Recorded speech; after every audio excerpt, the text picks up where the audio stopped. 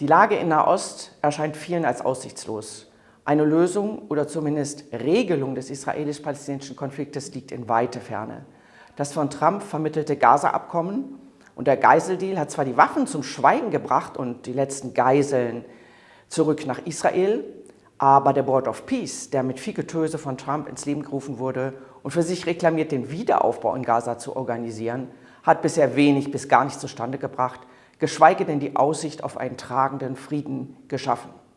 Jedenfalls ein Gegengewicht zur Hamas scheinen diese Boards, die durch den Gaza-Plan eingerichtet wurden, nicht darzustellen, was wirklich fatal ist. Die Entwaffnung der Hamas wird von keiner Seite angepackt. Stattdessen geht diese brutal gegen ihre Gegner und die Bevölkerung vor. Auch der Wiederaufbau kommt nicht voran. Selbst humanitäre Hilfe erreicht die Menschen nicht ausreichend. Stattdessen wurden regionale Kräfte wie Katar und die Türkei gestärkt, weil sie die Drähte zur Hamas haben und nicht daran denken, diese zu entwaffnen oder entmachten. Auch die Vereinbarung zwischen Trump und dem iranischen Regime ist ein Desaster. Denn der Iran erhält durch den Deal Geld, Öl, Zeit und politische Legitimation, um seinen Einfluss in der Region auszubauen und nach innen zu stärken.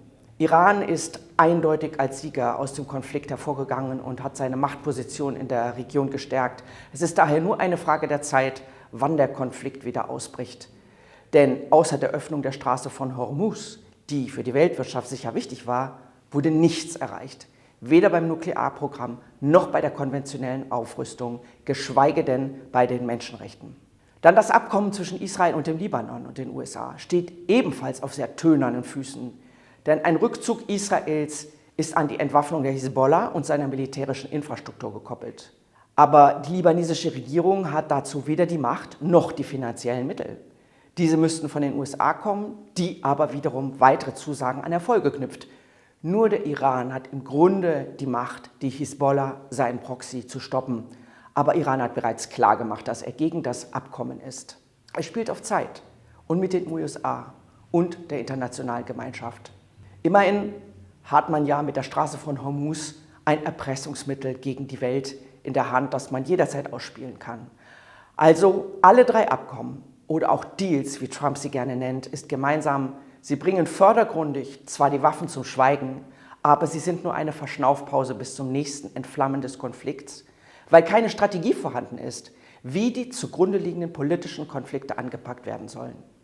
Der Spoiler im Hintergrund, Iran wurde nicht entmachtet, im Gegenteil, fatal für die Kräfteverhältnisse in der Region. Daher, alle drei Abkommen sind nicht mehr als wishful thinking, ohne Plan, wie es tatsächlich vorangehen kann. In dieser schwierigen regionalen Lage und des andauernden Gazakrieges ist unser Netzwerk Nahost entstanden. Es besteht aus 21 Akteuren aus der israelischen und palästinensischen Zivilgesellschaft sowie aus Expertinnen aus der Region, wie Saudi-Arabien, Ägypten und deutschen Thinktanks. Es hat sich im Juni 2024 zusammengefunden und bis November 2025 in 5 Dialogrunden und AG-Sitzungen gemeinsam über Auswege aus dieser Eskalationsspirale beraten. Und das, obwohl der Gazakrieg andauerte, ein Geiseldeal nicht absehbar war und der Konflikt mit Iran eskalierte. Alle Teilnehmerinnen werden von der Überzeugung getragen, gerade vor dem Hintergrund des Überfalls der Hamas am 7. Oktober 2023 ist es notwendig, den Versuch zu unternehmen, Akteure beider Seiten im direkten Dialog zusammenzubringen. Denn der direkte Dialog ist eine sine qua non für jeden Erfolg künftiger Friedensprozesse. Wir meinen, nur wenn systematisch auch in den Gesellschaften auf beiden Seiten wieder Vertrauen aufgebaut wird, dann kann eine Deradikalisierung des Konflikts auf Dauer stattfinden. Und erst dann haben Friedensvereinbarungen überhaupt eine Chance. Wir haben von Anfang an 2 Besonderheiten berücksichtigt. Erstens, es wurde von Beginn an regionale Akteure mit eingebunden.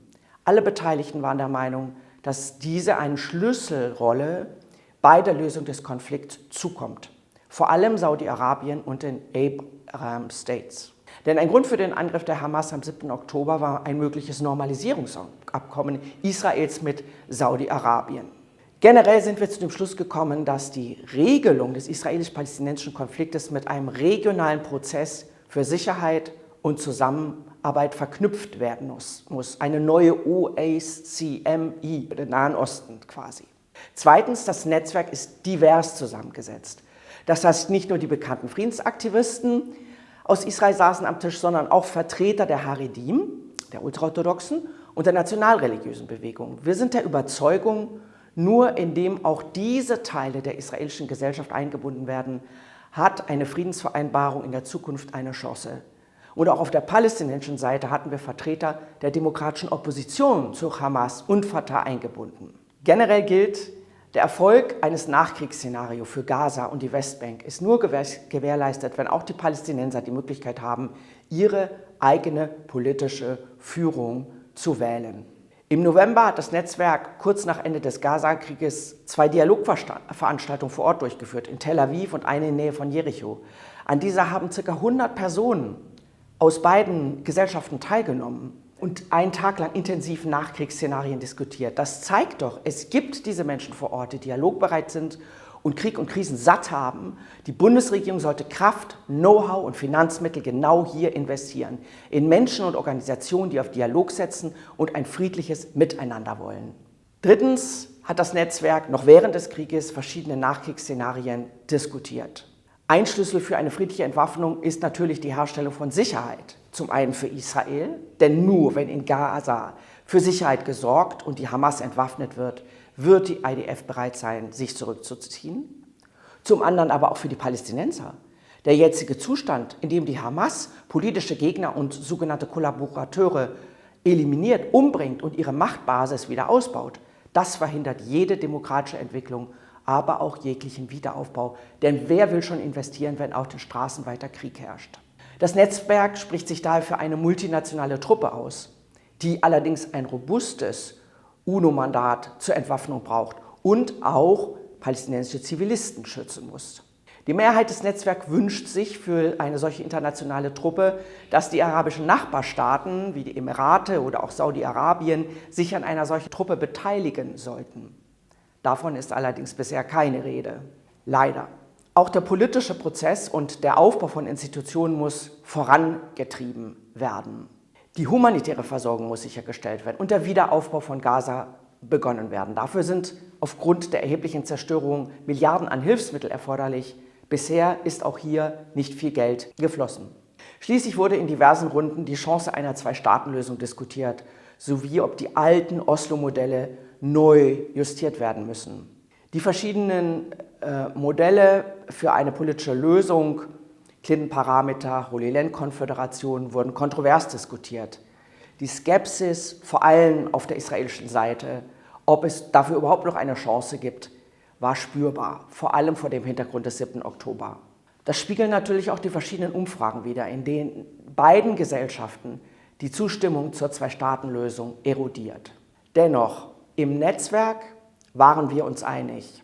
Dies darf nicht bedeuten, dass man die Perspektive einer Lösung des Nahostkonflikts fallen lässt. Im Gegenteil. Wenn der langwährende Rhythmus von Waffenstillstand und erneutem Krieg in Nahost durchbrochen werden soll, dann sind politische Perspektiven dringend erforderlich. Die aktuelle Entwicklung zeigen aber, jegliches Rahmenabkommen, wie zum Beispiel auch die Vereinbarung der US-Regierung zu Gaza mit Iran oder dem Libanon, sind nur so viel wert, wie die Menschen vor Ort daran glauben, dass diese tatsächlich Frieden bringen werden. Das heißt, es ist unbedingt erforderlich, dass parallel zu den großen politischen Prozessen wieder systematisch Vertrauen in den Gesellschaften aufgebaut wird und daher Initiativen zur Entfeindung, der Bearbeitung der Traumata und zur Deradikalisierung in den Gesellschaften gefördert und unterstützt werden. Initiativen wie unsere, das Netzwerk Nahost, die auf direkten Dialog setzen, sind dabei unabdingbar, auch wenn es am Anfang so scheint, als ob so etwas unmöglich ist. Sie geben den Menschen vor Ort Vertrauen zurück, dass es mit dem Gegenüber gehen kann. Und das brauchen wir.